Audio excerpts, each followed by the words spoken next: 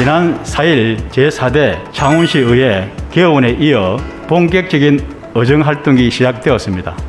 사랑하는 시민 여러분, 시민들의 행복한 삶을 최우선 의정 목표로 생각하며 주어진 임무를 완수하는 창원 특례시 의회가 되겠습니다. 공설시장의 문제는 수많은 시간이 흘러오면서 사설시장화 되어가고 있으며 이니 최대 11개 점포를 가지고 있는 지경에 이르고 말았습니다.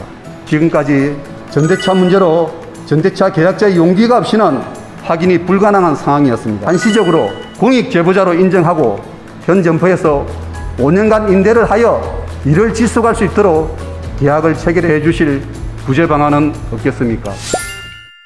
경성 일반산업단지 조성 사업은 2024년 완공을 목표로 진행되어 오다가 2019년 산업단지 계획 승인고시 이후에 전혀 진행이 안 되고 있는 실정입니다. 서마산 지역과 내서 지역의 경기 쇠퇴와 인구 감소 방지를 위하여 창원시의 특단의 조치가 필요한 사항입니다.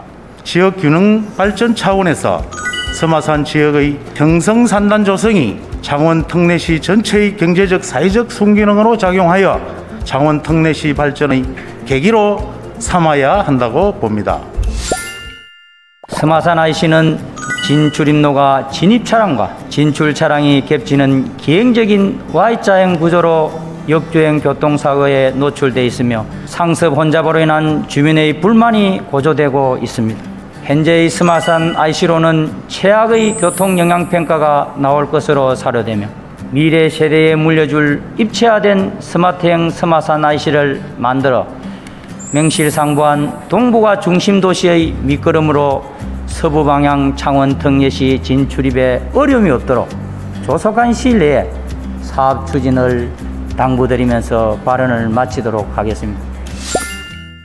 마사항진이 통합되던 2010년 12월 기준 109만이었던 창원시 인구는 12년 동안 6만여 명이 감소했습니다.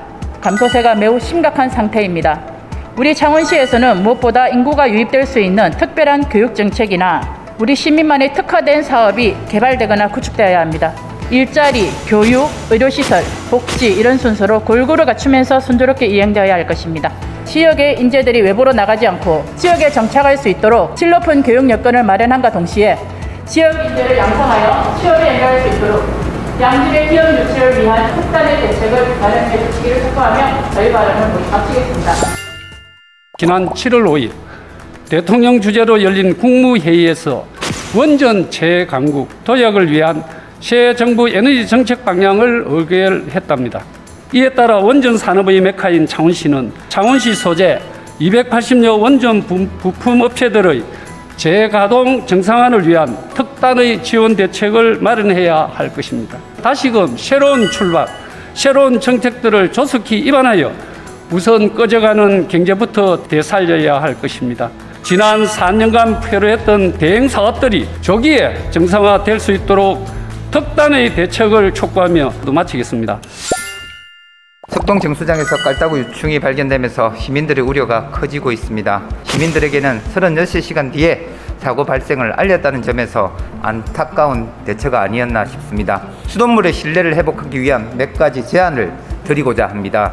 첫째, 안정적 수돗물 공급과 안전한 수질 관리에 대한 일상 소통 강화입니다. 둘째, 수돗물의 생산 시설의 현대화 및 그에 따른 인력의 전문성을 강화시켜 나가야 합니다. 셋째, 정수장 유충 사고의 근원, 오염된 수돗물 원수를 공급한 환경부에 책임을 물어야 합니다. 창원시는 이러한 환경부의 원수 수질 개선에 대한 직무유기를 더 이상 묵과해서는 안 됩니다.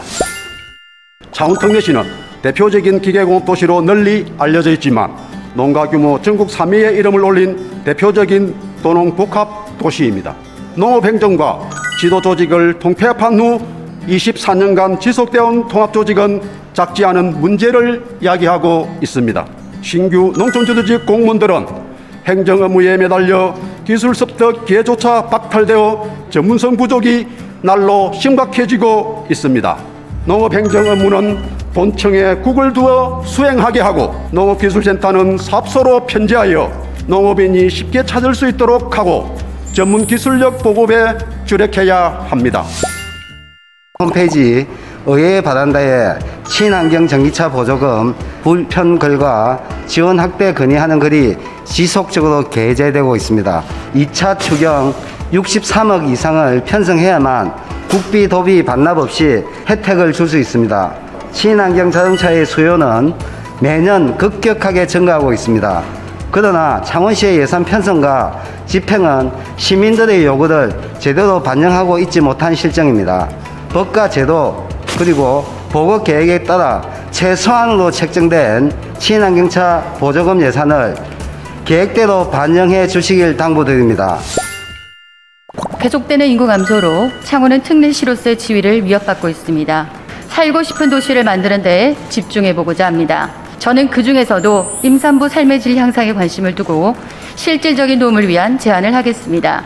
저는 조건을 따지지 않고 창원 시민인 임산부라면 누구나 혜택을 받을 수 있도록 임산부 교통비 지원을 제안합니다. 서울시는 1인당 70만 원의 교통포인트를 지급하는데 이를 버스, 지하철, 택시, 자가용 유류비로 쓸 수 있도록 하고 있어서 상당히 유용한 정책이라고 보여집니다. 특례시 이름에 걸맞게 복지 또한 기초자치단체가 아닌 광역시에 준하는 수준으로 끌어올려져야 합니다. 창원시도 여러 곳에 파크 골프장을 운영하고 있고 새로운 시설을 추가로 건설하고 있는 것으로 알고 있습니다. 그러나 늘어나는 파크 골프의 수요를 따라가기에는 턱없이 부족할 뿐만 아니라 시설 또한 열악하기 그지없습니다. 밀양, 김해, 함안군보다도 훨씬 열악한 현실이다 보니 더 좋은 환경을 찾아서 인근 시군으로 찾아다니는 창원 특례 시민들에게 창원시 행정은 책임감과 부끄러움을 느껴야 할 것입니다.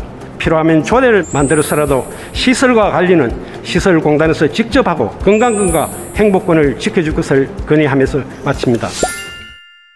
어린이 보호구역 내에 불법 주정차 단속을 강화하고 가태료 또한 상향 조정하였습니다. 그럼에도 불법 주정차가 만연하고 있습니다. 그 이유는 구도심 지역의 유료 주차장이나 주차장이 아예 없거나 턱없이 부족하다는 것입니다. 단속만이 대안이 아닙니다. 시에서는 늘어나는 주차 문제와 지역 상권의 활성화를 위해 공영 주차장을 조기에 조성하고 주변 상권을 찾는 고객들과 지역 주민의 주차 불편을 최소화할 수 있도록 적극 나서야 합니다.